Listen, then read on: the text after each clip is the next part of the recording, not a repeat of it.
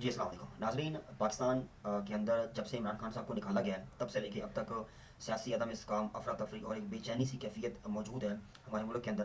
ہمارے انٹرنل اور external affairs کافی حد تک متاثر ہوئے ہیں، پاکستان میں تجارت کافی حد تک متاثر ہوئی ہے، اور پاکستان کا جو عام نوجوان ہے وہ کافی حد تک متاثر ہوا ہے، جس میں ایک نیگیٹو جو سوچ ہے پاکستان کو لے کے وہ کافی حد تک پینیٹریٹ کر گئی ہے۔ تو ان ساری چیزوں کو کاؤنٹر کرنے کے لیے، ان ساری چیزوں سے نکلنے کے لیے ایک ہی بہترین حل ہے، وہ ہے مذاکرات۔ تو فائنلی ایک اچھی خبر یہ ہے کہ تحریک انصاف نے مذاکرات کی پیشکش کر دی ہے حکومت کے ساتھ اور اسٹیبلشمنٹ کے ساتھ۔ یہ ہونے چاہیے۔ پولیٹیکل پارٹیز کا مقصد یہ ہوتا ہے کہ وہ آپس میں مذاکرات کے ذریعے اپنے معاملات کو حل کرتے ہیں۔ تو کوئی 5-6 مطالبات ہیں ان کے، میں آپ کے سامنے ایز اٹ رکھتا ہوں، تو آپ اس کے اوپر اپنا انالیسس دے سکتے ہیں۔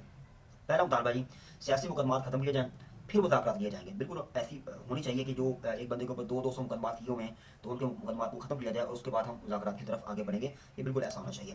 قانون اور آئین کی حکمرانی لائی جائے پھر مذاکرات کریں گے۔ بہت اچھا پوائنٹ ہے کہ آئین اور قانون کے اندر رہتے ہوئے آپ نے مذاکرات کرنے، اس سے باہر آپ نہیں جا سکتے، کیونکہ آپ کو پاکستان کا جو کنسٹیٹیوشن ہے، جو پاکستان کا آئین ہے، وہ آپ کو اس بات کی اجازت نہیں دیتا کہ آپ آئین اور قانون کو توڑیں۔ تو اس کے اندر رہتے ہوئے جو بات کرنی ہے وہ آپ کریں، وہ ہم مذاکرات کے لیے تیار ہے۔ تحریک انصاف نے کہا ہے حکومت سے مطالبہ کیا ہے بانی پی ٹی آئی خواتین اور سیاسی قیدیوں کو رہا کیا جائے، عمران خان صاحب کو رہا کر دیا جائے، اور جو سیاسی قیدیوں یعنی کہ جو خواتین کو گرفتار کیا جیسے ڈاکٹر یاسمین راشد صاحبہ ہیں، صنم جاوید ہیں، اس طرح جو اور ملٹیپل خواتین ہیں جو تحریک انصاف کی جو بند ہیں جیلوں کے اندر، ان کو رہا کیا جائے، ان کا تیسرا مطالبہ ہے۔ چوتھا مطالبہ کیا ہے؟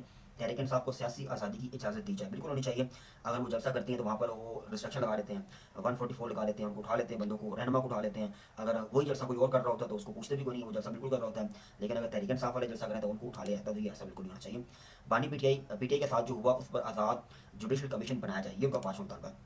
الیکشن ٹریبیونلز 30 روز میں غداریوں پر فیصلے کریں، یہ ان کا چھٹا مطالبہ ہے۔ اور ایک بات اور تحریک انصاف نے کلیئر کی ہے کہ عمران خان صاحب اس ملک کو چھوڑ کر نہیں جا رہے، وہ ادھر ہی رہیں گے، یہی اس کا ملک ہے اور یہی اس کا جینا مرنا ہے، وہ اس ملک کو چھوڑ کر نہیں جائیں گے۔ اگر آپ نے مذاکرات کرنے تو آپ مذاکرات کریں، یہ ہماری شرائط ہے۔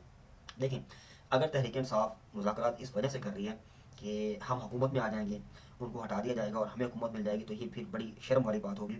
لیکن اگر تحریک انصاف حکومت کے ساتھ جو مطالبات کر رہی ہے یا مذاکرات کر رہی ہے، وہ اگر اس وجہ سے کر رہی ہے کہ جو آئین اور قانون کے مطابق جو فارم 45 کے مطابق فیصلہ دیا جائے، تو پھر تو ٹھیک بات ہے۔